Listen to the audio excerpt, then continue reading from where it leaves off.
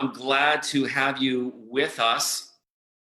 If you're new to me, if you've never seen me before, my name is Mark Buzan. I am the founder of the Society of Nonprofit Board Directors, our Executive Director Association Management Services, and also the founder of the Facebook group Nonprofit Fundraising Hackers. If you haven't already checked out, as of today, it's amazing. We're a growing group of over 353 as of today. So 355, sorry, I'm mistaken. I was checking earlier there, 355 people. We're all looking and working together for finding interesting ways of how we can growth hack our nonprofit organizations, our fundraising capabilities through membership strategies, sponsorship strategies, donation strategies, online, offline events, whatever that may be. I'm also a two-time executive director and president of two national associations. So if you're joining me today, we're doing a broadcasting live from Periscope, from the page of the Society of Nonprofit Board Directors, as well as the group, Facebook group, Nonprofit Fundraising Hackers, and Periscope there. Later on today, we'll also be recording, putting the recording up on LinkedIn, or a version that is, an abbreviated version on LinkedIn and YouTube as well. So it's a bit of some housekeeping. We're going to get started here. I'm going to record this here. I'm going to get recorded now. Great, fantastic. If you're joining in on this, today's subject is how becoming entrepreneurial help this trade association that I was working for 10 times their revenue, their non-dues revenue in particular. Now, again, this is particular to a trade association. There's a lot of similarities and a lot of parallels that can happen throughout of this. So again, about part of the housekeeping this, if you're joining in on this conversation, you're interested very much in knowing more about how you can do this as well and how you can develop an entrepreneurial mindset. Heart this discussion, because as I understand, is what I've been told to me at least, Facebook loves the hearts. They kind of go when it comes to just likes. So it'd be helping us enormously to get the word out. There's so many deserving nonprofit organizations that need to be aware of what's possible and how they can, as I like to say, stop the suffering. Life is really not about suffering. It really is not about this. So if you're keen to know about this, unfortunately, one of the best, and you want to engage in the conversation as well, I'm trying to reach as broad an audience as possible. So I can't interact with you. Unfortunately, technology that I'm not aware of doesn't allow me to be able to interact with your comments or your questions if you're seeing us on one of the live streams here. The best way to do that is actually to join with us directly with me on Zoom here. The link is in there before. I've abbreviated it before, so it's bit.ly/join us on Zoom. Okay, so if you click on that, you'll be able to get into the live conversation. And hey, I'd love to have a conversation with you as well on live in here in the conversation as well. So a little bit further now, without further ado, I'm going to get into the discussion itself. A lot have been said about entrepreneurial, being an entrepreneur. I hear that a lot from a lot of well-intentioned, in my opinion, a lot of other well-intentioned nonprofit consultants and even some nonprofit professionals as well. I hear that even the tacit recognition of the importance of this, but what does that concretely mean? What does that mean? And what inspired me to want to talk about this? Let me put out. Yesterday, I put out an interesting post. I thought it was a bit of a lighthearted thing, asking, and said the following thing. If I've learned one thing about nonprofit board service, it would be blank. Now, I come from maybe a little bit of the naive on my part. I mean, the reason why one does this is not certainly because of the money. It's because they've got a passion for a mission, for a better cause. They want to be part of something grander and bigger. And I was hoping that frankly, what would be coming out of that would be a very positive, very, very positive tone of what things people have learned. I mean, surely everybody's had some difficult times, but I got to tell you, after posting over several groups, my own group, Facebook hackers, nonprofit hackers as well. I got a lot of complaining happening, a lot of complaining. And mostly it was about money and not having enough money, and or as a result, not being underpaid. But I gotta believe that, as I've said, suffering in this world is optional. It is optional. I mean, there are times that things are going to happen, undoubtedly.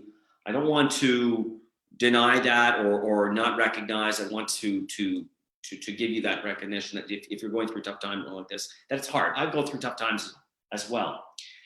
But it really is a question, and one of those times when I've been able to get myself out of those periods of time and those difficult times, is when I've been able to think about, okay, what part do I owe in this? What part can I take part in to change this? And often it's a question coming down to how teachable are you? I lecture a lot on this because it's a question there's lots of things that can be done.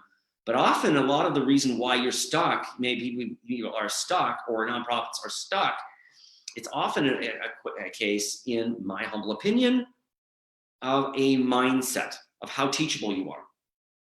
I saw an interesting post on LinkedIn this morning of a professional who had talked about the fact that he'd been putting out great content. He's very, very, very experienced in a variety of things in his field of, at least, of sales. And he equated a lot of people on social media as having kangaroo arms. Kangaroo arms.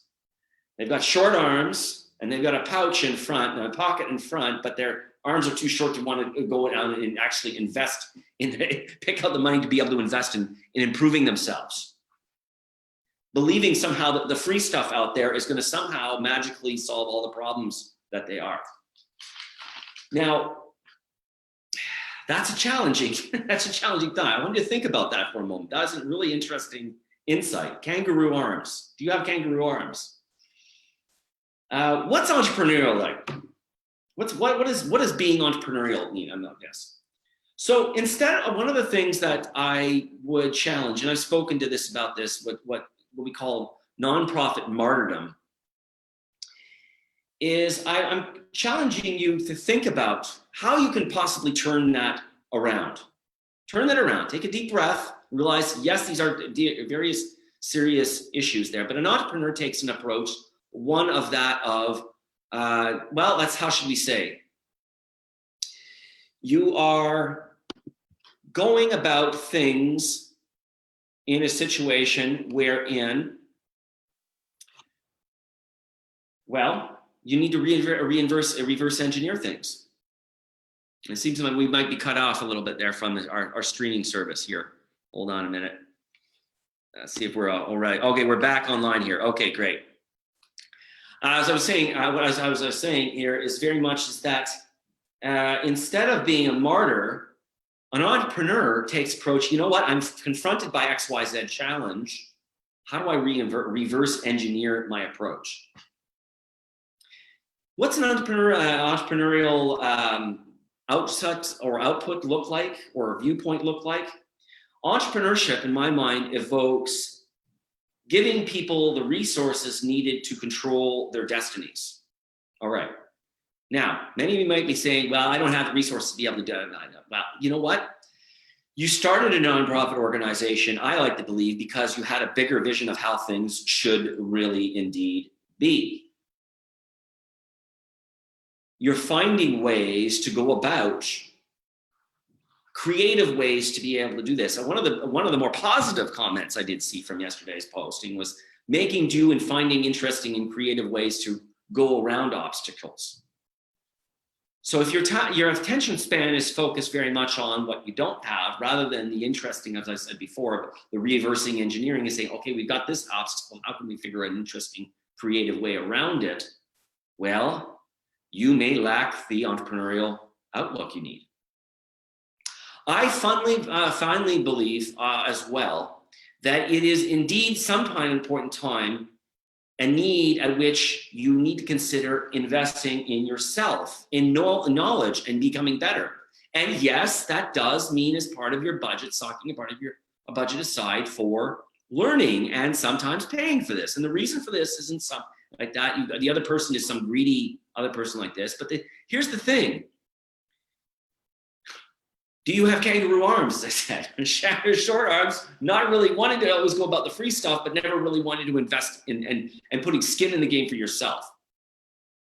I never cease to amaze me the number of founders out there that will put huge amounts of money into getting their 501(c)(3) status, their charitable status, CRA with the IRS, whatever that may be, setting it up. But then the most critical thing that allows the organization to advance its fundraising capability, its ability to generate revenues so that it can serve its there, well, we're not going to invest in that.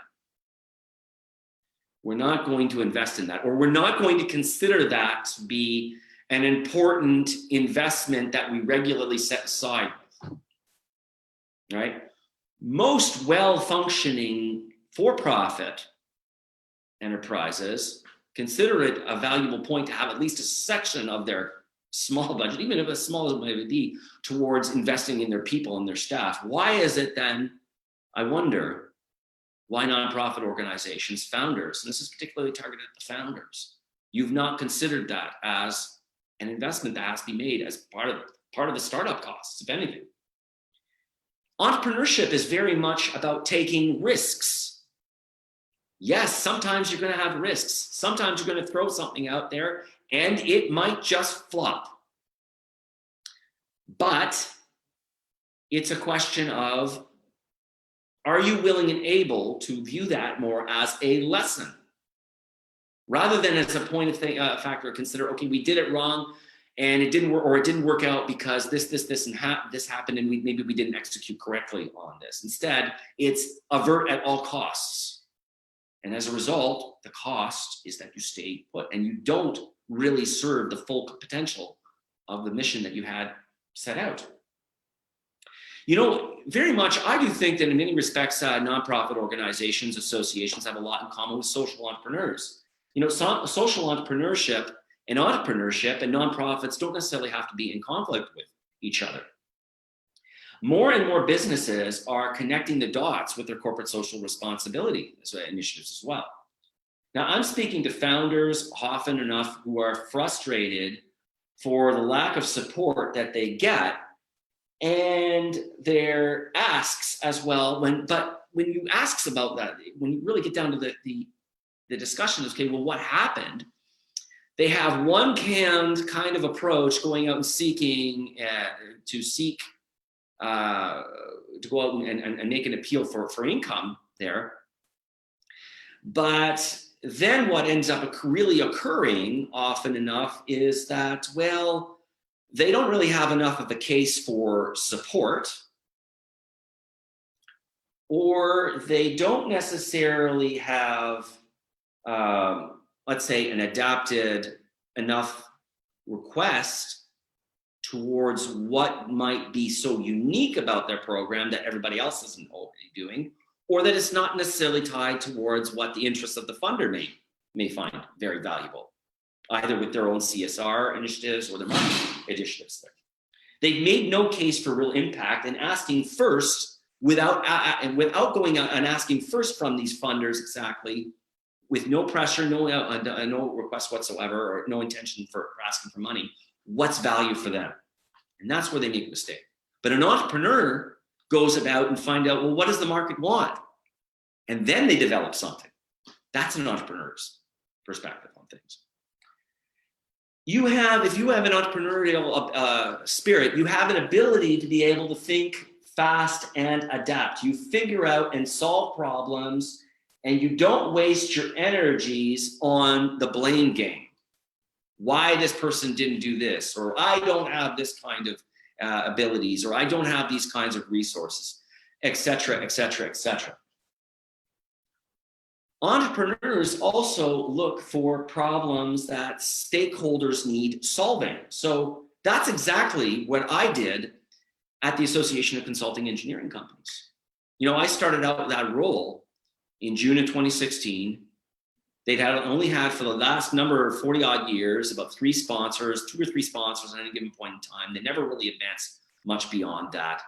But they now, because of circumstances that changed, that they needed to desperately renew or diversify their income sources, they needed to go out towards the market and augment their sponsorship initiatives. So rather than me trying to go out and pitch what we thought was valuable, the first thing is I went out to the market, I went out to past sponsors, current sponsors, prospective sponsors, and asked them, well, what are you trying to do? What's important to you? And how do you develop your business currently? And how would you replicate that through association involvement? And I got really great interesting feedback that was allowed us to be able to develop a portfolio of offerings that made sense as well. We dropped what I call, we've always done this attitude. So again, what's an entrepreneur, really? If you go to Wikipedia, look this up, they define it as a person who's willing to launch a venture and accept responsibility for the outcome. Interesting. Does this describe you? Now, folks, look, I really do believe that there are many ways that a person can make an income there. And this is often not the most profitable one, but we do this very much because you believe in the need to stand up and to be counted. The world needs you. All right? You need to be able to lead with your heart. But for God's sakes, don't leave your head behind either. You started this by thinking big. Don't go small. I love you. Reach out to me at any point in time. You've got a question or comment on this. Leave the comments down below and share this. Okay? I'd love to be able to connect with you. Leave me your thoughts. Thanks.